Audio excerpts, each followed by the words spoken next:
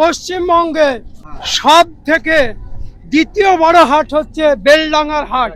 আর সেই হাটে দেখতে পাচ্ছেন আজকে গরু নাই, কিছু গরু আছে। কারণ হচ্ছে আমাদের সরকার যে আইনটা করেছে সেই আইন কিন্তু বলবৎ ছিল প্রায় 1950 সালে, কিন্তু কেউ কোনো সরকারই এরকম বলবৎটা করেনি। এখন আমাদের বিজেপি সরকার আইনটা বলবৎ করেছে, আর সেই আইনটার জন্য আজকে হিন্দু মুসলমান সব মানুষের বিপদে পড়েছে। কেউ গরু বিক্রি করে খায়, তারা গরু বিক্রি করতে পারছে না, আর কেউ কুরবানির জন্য গরু কিনবে সেও কিনতে পারছে না। আজ আপনারা এই পাশে ছাগলের হাট আছে, দেখুন লক্ষ লক্ষ লোকের ভিড়। কিসের জন্য? বকরি ঈদের জন্য। গরু কিনছে না, এই ছাগল কিনছে। তাই সরকারের কাছে আমার একটাই বিশেষ অনুরোধ, যাতে মানুষ বিপদে না পড়ে সেইটুকু আপনারা দেখবেন।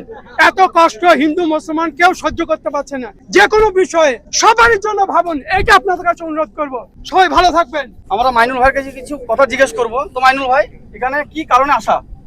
কারণ বলতে রিসেন্টলি আপনারা তো দেখছেন আমাদের ওয়েস্ট বেঙ্গলে কি পরিস্থিতির মধ্যে আছে হিন্দু মুসলমান দুই ধর্মের মানুষই। তো সেই ক্ষেত্রে ভিডিওটা করা অ্যাকচুয়ালি সেই প্রেক্ষাপটকে নিয়ে করা, এতে কোনো ধার্মিক অ্যাকচুয়ালি নেই, জাস্ট মানুষের কি সমস্যা সেগুলো তুলে ধরা হয়েছে।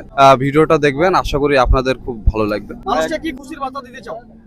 মানুষকে খুশির বার্তা দিতে চাই, সামনে আমাদের ঈদ, খুব শান্তশিষ্টভাবে কাটাবেন, যাতে কোনো অশান্তি না হোক, এটা আমি কামনা করি। ধন্যবাদ।